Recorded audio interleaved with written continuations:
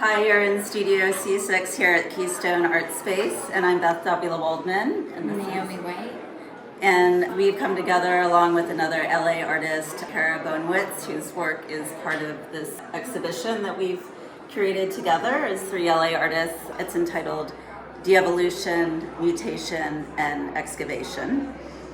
All of us were working with themes of excavating histories and landscapes and thinking about what came before us and all the things you cannot see in a landscape, and playing with this sort of back and forth through time. So together we source different traditional and untraditional materials to use in our work in a constructive way, really looking at the different layers in our landscape, considering the built environment, considering elements of waste, critters, development, and expansion. We intentionally hung this show not as three separate areas, but we really wanted the dialogue to be going on between the pieces.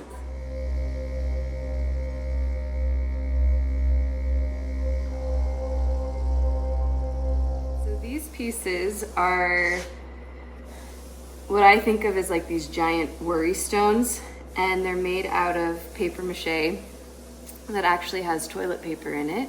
So that's been applied, and then I sand it down and I reapply it and I sand it, and then I start adding joint compound.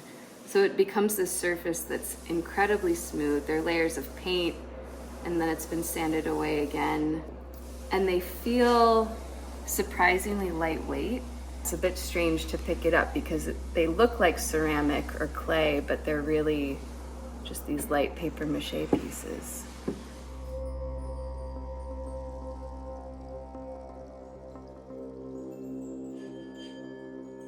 The works that I've included in the show go back to 2016, 2018, and encompass a residency that I did in 2008.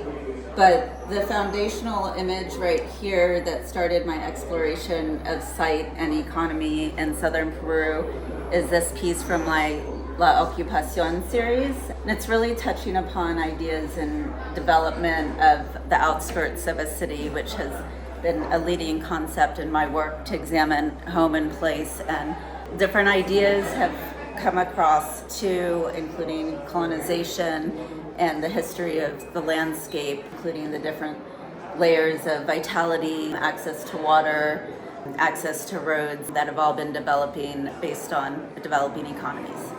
So these two works here, one by Naomi White and one of my own, are here, placed in dialogue with each other. We really curated the space to evolve in our overlayered themes. Here, Naomi has elements of development along with a stark unbuilt landscape, and carrying over to different elements in this collaged painting of mine, which is from a Desert Intersection series. I'm bringing in different ways that areas are being constructed and also showcasing the debris that so often is part of it in developing built environments. So with this Desert Intersection series, I took one 40 by 60 inch photograph that I printed on plexiglass from a landscape in southern Peru, just outside of Arequipa, where my mother was born and raised. So it's a land I've visited since I was young and have returned to, and I've seen change. So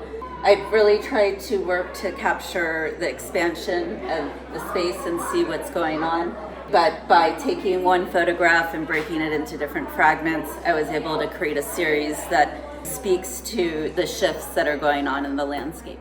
This is a project called Excavations that began really with a question like, how did we get to this moment in climate change?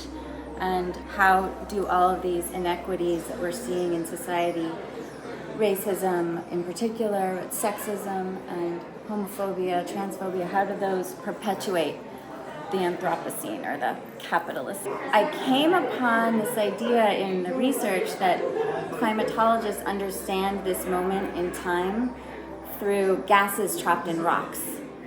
And I got really excited about that because it sounded sort of like a camera recording history. And then I was also at a residency where they had stacks of Nat Geos and Life magazines from the 50s, and they really read like a sexist cult, like they were just only white men featured in them, and it was alarming because those are national magazines, and it really founded on such reprehensible understandings of humanity.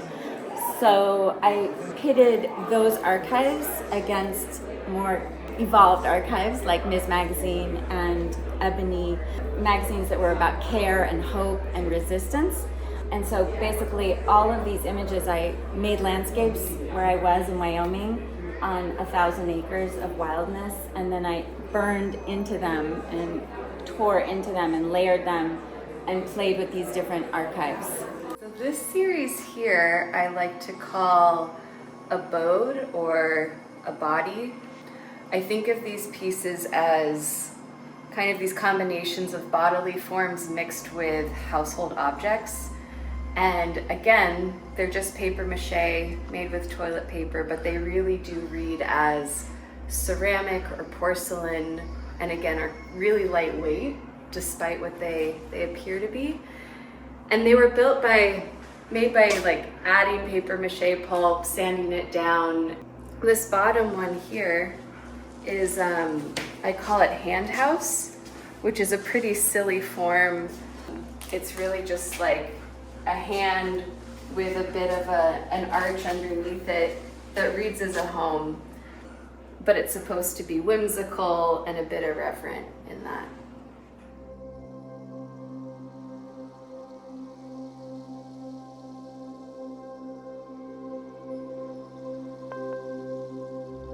One of the elements that drew me to this image that I used in this Desert Intersection series was the gas stations that really marked a lot of the areas of the landscape and were a signal of how much the area was developing because of the prosperous copper industry. So there were many trucks and buses that would often go between central Arequipa all the way to the outskirts where the mining were taking place. So that was, to me, an element that continues to show up in my work. And also the way these developed as pieces were very much informed by their references to texts that were actually part of a message in the landscape that were about an annual pilgrimage, a Catholic pilgrimage to Cusco to honor a saint. And I found that really striking in a way because Cusco was colonized and destroyed by the Spaniards, and that is a current site where there's still an annual pilgrimage. Felt quite ironic, and I really wanted to take this photograph and break it down into different fragments to have the potential to rebuild a different narrative. And the pieces and the paintings are a bit unresolved. They're unfinished puzzles, but they indicate that there's the potential to carry on. So the spirit of de-evolution is very much in play here, an idea of mutation, and also considering one's excavation of fragments of pieces of history of cities that would help us put together a continuous narrative.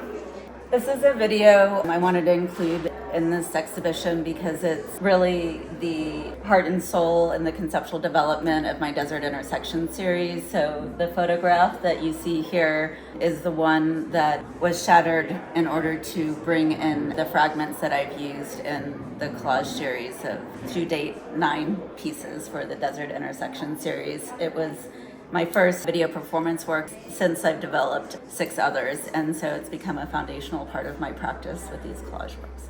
Here, I loved the way this was working with Beth's work because this was from Old Magazine talking about development at a time in the 50s when that was the big thing, you know, to create new housing. And then we have all of these immigrants trying to come over who don't have any access to housing, and they're trapped in cars and trying to sneak in. So these two things lived in the same magazine, and I thought that was really interesting because we're obviously having very different experiences even though we're in the same place. And the way that Beth was talking about the landscape and its history seemed to work really well with this project. This was thinking about belonging. When we think about Boy Scouts, we don't often think about African American Boy Scouts, but there were plenty of them, and that was so exciting, this sense of like determination and self-reliance. And then same with the buffalo, we really exterminated them when we got here, or